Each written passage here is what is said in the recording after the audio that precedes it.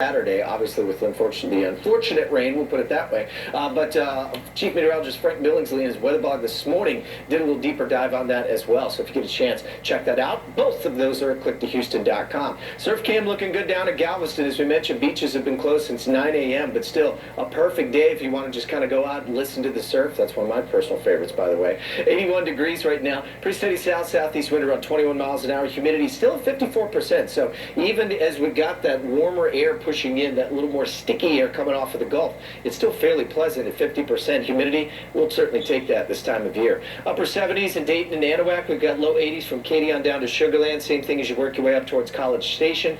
They're seeing about a 20-mile-an-hour wind right now. So a little breezy today. Do that be the case. It's going to be even breezier tomorrow ahead of the front that's moving through. We've got some batches of showers and storms well north of us here. Expect to see some activity out in West Texas on the dry line there from basically Del Rio to San Angelo. And some of those we might have to track late night tonight, but of course we're watching our storm system that's moving inland. Kind of a big globby mess right now, but we'll see an area of low pressure dive southward here across the southern plains, and that's the one we're going to keep a watch on as we get towards late tomorrow night into early Wednesday morning. Severe weather threat, we've gotten real used to this little avocado, haven't we, where we've seen a 3 out of 5 basically from Dallas towards the Arklatex, and then jump a little tighter on us here.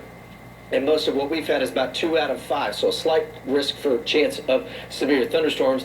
Damaging winds, I think wind may be the big one for this one because, I'll show you in a second, it's kind of a squall line moving on through. Rest of this afternoon's perfect in the 80s, 70s at the coast, and then as we go into the evening and overnight hours, the clouds start to thicken up. Could see a couple of leftover dying thunderstorms from out West Texas, and then some isolated showers tomorrow with a couple of thunderstorms thrown into boot. It's mainly as we get in towards late tomorrow night into early Wednesday. We'll kind of take a bird's eye view of this here. So as we get in towards late Tuesday night, here comes our front. Notice that comes in trucking pretty fast too. There's right about 2 a.m. working up towards the northern Brazos Valley, up around Livingston, Madisonville, and then by about 4 a.m. it's already down towards I-10, breaking up some, which is good, but still I think we could get some strong, possibly damaging winds out ahead of that, and then eventually by about 6:30 that's down at the coast, and the rest of the afternoon, once we clear the clouds, should be perfect for our Wednesday. So because of these storms, if they are moving as fast as they are, we'll likely see maybe 1 to 2 inches with that, but not necessarily the flood threat if they're just kind of a slow roller